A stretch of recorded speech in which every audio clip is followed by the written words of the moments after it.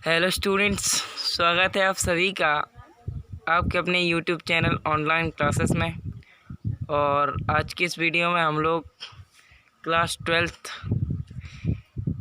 का जो हिंदी का न्यू क्वेश्चन बैंक आया है विमर्श पोर्टल द्वारा संशोधित, उस क्वेश्चन बैंक का सॉल्यूशन करने वाले हैं। तो चलिएगा शुरुआत कर देते हैं इस वीडियो की। और आज के दिन हम पदखंड का सॉल्यूशन करने वाले हैं। तो चलिए शुरू करते हैं। इसमें सबसे पहले है सही विकल्प चुनिए। सबसे पहला है संसार में विघ्नहर्ता देवता माने जाते हैं, तो वो माने जाते हैं श्री गणेश भगवान जी। और दूसरा है पुरुष पुराण और पुरुष पुराण है, तो वो है श्री राम भगवान ये। और हमारा तीसरा है मैया कहीं बढ़ेगी चोटी वाक्य कहा है, तो ये वाक्य कहा है श्री कृष्ण ने। ठीक है, आप इसे नोट करते चलेगा। और हमारा अगला वाला है विश्वास में विष घोलने का काम किया था, तो वो किया था सुजान जी ने। और नेक्स्ट वाला है कृष्ण की पत्री आने की बात सुनकर कृष्ण के घर आने लगी, तो वो है गोपियाँ आने लगी थी। और छठवा है नाव में जल भरने पर और घर में दाम बढ़ने पर दोनों हाथों से उलीचना चाहिए, यह कथन है। तो यह कथन किसका है? तो यह कथन है कबीर का। किसका? कबीर का। और नेक्स्ट वाला है यह शरीर कच्चे घड़े के समान है, कभी भी टूट सकता है, यह कहा है? किसने कहा है? हमें ये बताना है। तो यह कहा है कबीर ने। और नेक्स्ट वाला है इंद्रधनुष आकाश में दिखाई देता है, तो ये कौन सी ऋतु में दिखाई देता है, ये बताना है।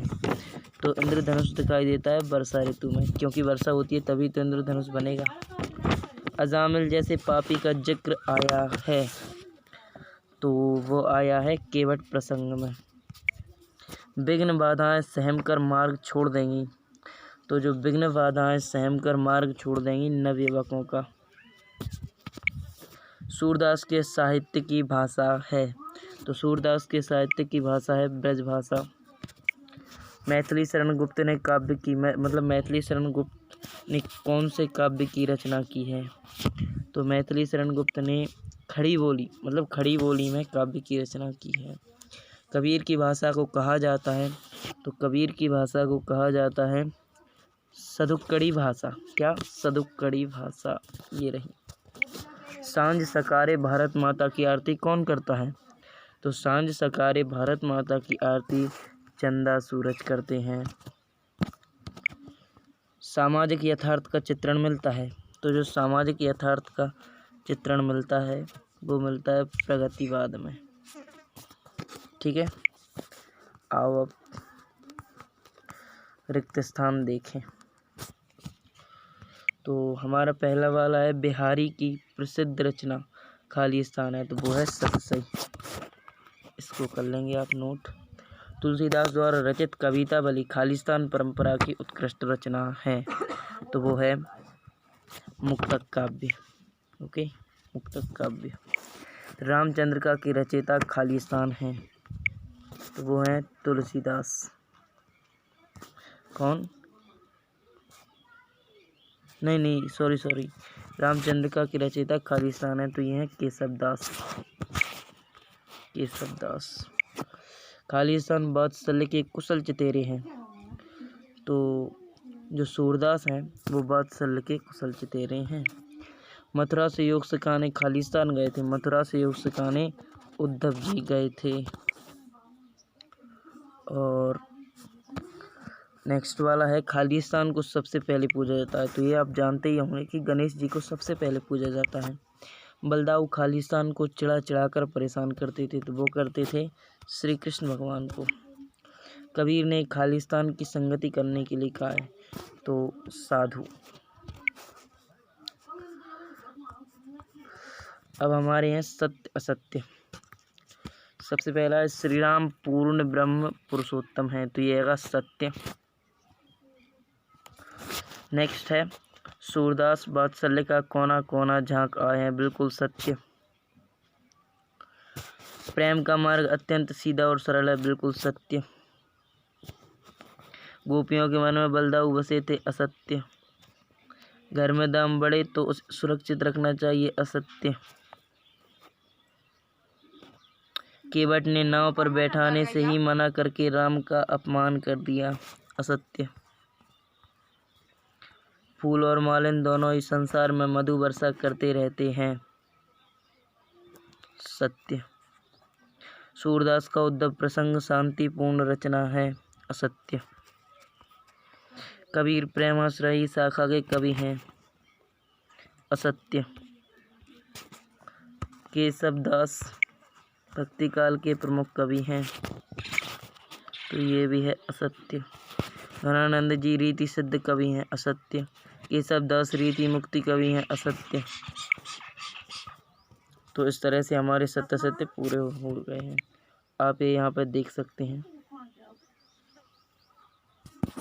आप यहाँ पर देख सकते हैं। अब आती हैं सही जोड़ी बनाइए। तो ये आप यहाँ पर क्वेश्चन देख सकते हैं, ये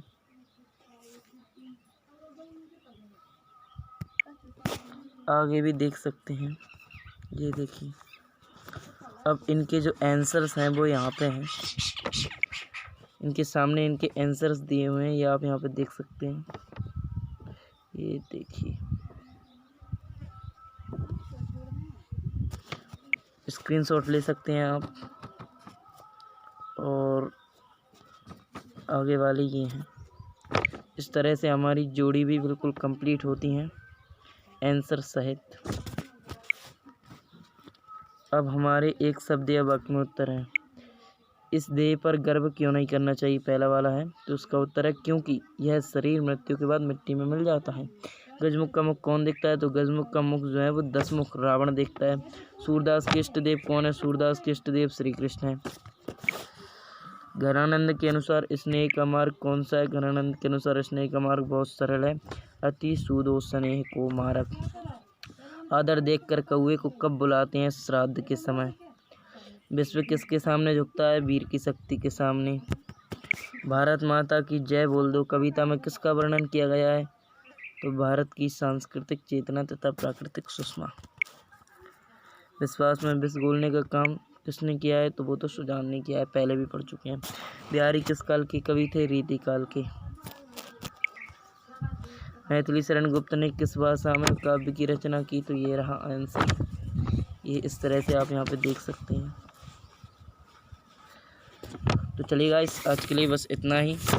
कल की वीडियो में हम 2 अंक, 4 अंक और 5 अंक वाले प्रश्न देखेंगे। सो चलिए गाइस, जय